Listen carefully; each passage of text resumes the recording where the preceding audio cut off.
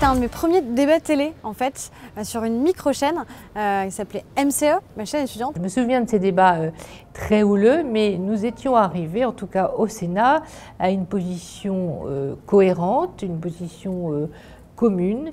Et il s'avère, quelques années plus tard, 10 ans plus tard, que nous avions raison. Je pense que ça leur faisait quelque chose de voir dans les tribunes Bertrand Tavernier, Alain Corneau, Costa Gavras, qui étaient mobilisés pour défendre la création, parce que les meilleurs porte-parole pour défendre la création, ce sont les créateurs eux-mêmes. Ce qui était passionnant dans le débat autour de la loi Hadopi en 2009, c'est que pour la première fois, on s'est posé la question de savoir quel est le type de régulation qu'on peut envisager au sujet d'Internet. Quels sont les objectifs de régulation qu'on peut poursuivre légitimement et légalement? Je trouve finalement, je vais vous dire mon sentiment, c'est que l'Hadopi a fait un parcours que je n'aurais pas forcément prévu 10 ans après. Je pense qu'aujourd'hui, il y a un relatif consensus, mais les choses ont énormément changé. On ne se rend pas compte du climat qui régnait il y a 10 ans. La presse a considérablement changé de regard. Les journalistes eux-mêmes savent ce que c'est que d'être pillé. Il y a 10 ans, ils ne le savaient pas. Il y a 10 ans, on était très critiqués, et l'Hadopi l'était énormément.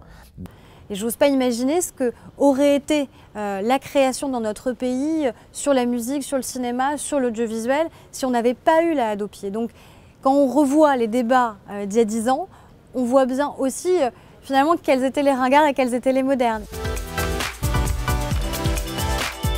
La question aujourd'hui, elle se pose dans des termes un petit peu différents.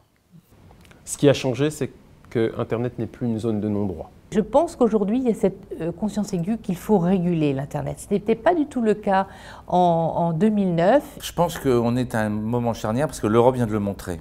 C'est-à-dire que l'action de l'Hadopi s'inscrit dans un mouvement important qui a été que le Parlement européen, les instances européennes, la Commission, le Conseil des ministres, se sont mis d'accord sur un texte de directive. Bon, le piratage, c'est le cancer de l'écosystème du football.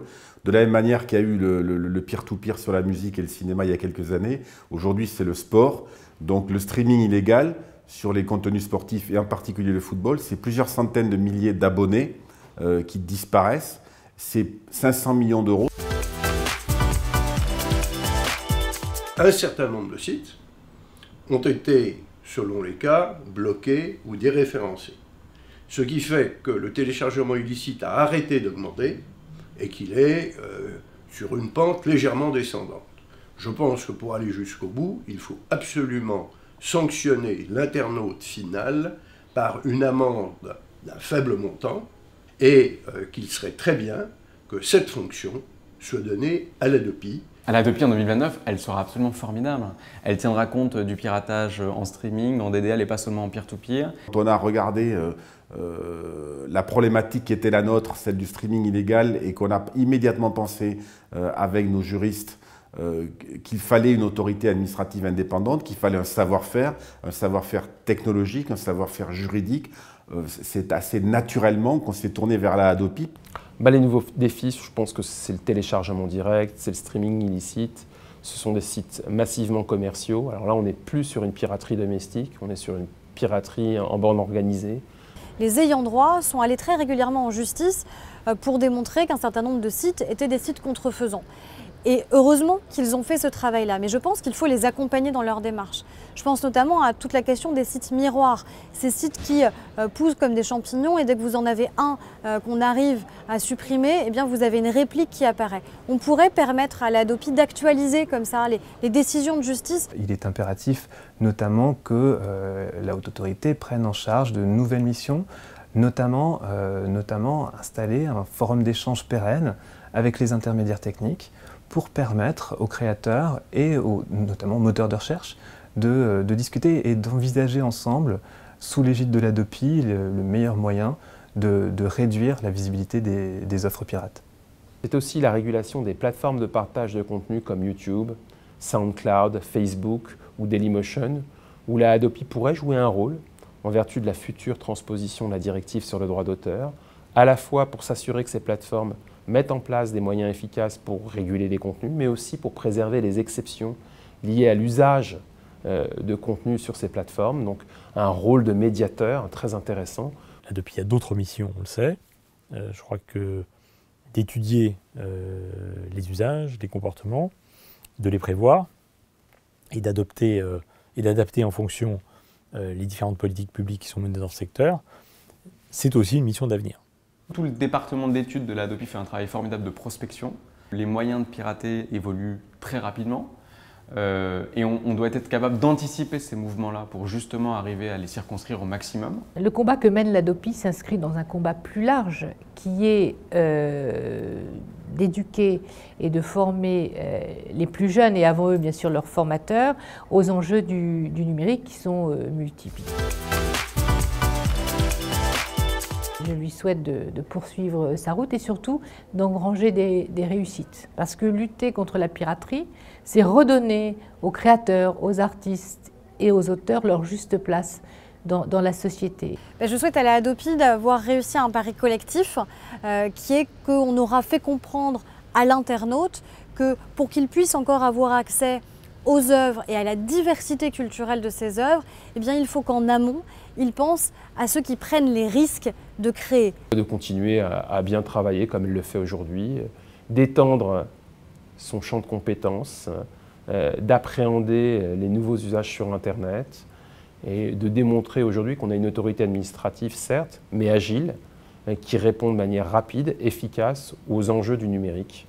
Que vous puissiez continuer à exercer votre expertise que vous avez développée au cours de ces 10 dernières années et que vous continuiez à permettre à l'ensemble de la création de bénéficier de cet écosystème très favorable. L'Adopi, ça doit être une instance qui se fait le relais de l'ensemble des parties prenantes de notre secteur.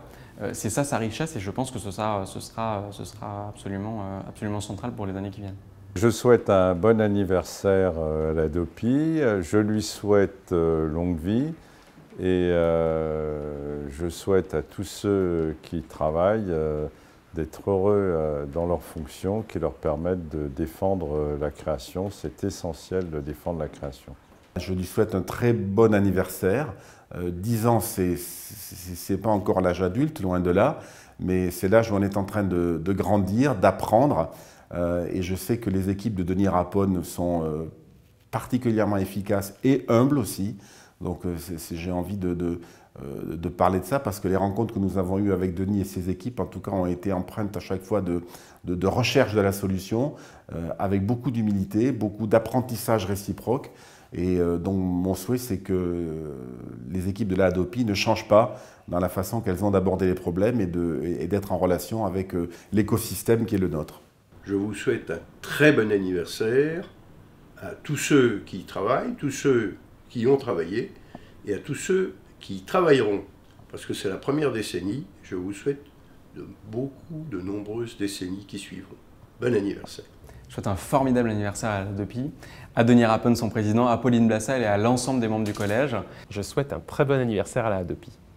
Je souhaite un très heureux anniversaire à la Adopi. Je suis très heureux de souhaiter un très bon anniversaire à l'Adopi pour ses 10 ans. Très bon anniversaire à la Adopi. Merci pour tout le travail réalisé par les équipes depuis 10 ans. Et puis surtout, je vous souhaite et je nous souhaite de très belles nouvelles années avec la Adopi.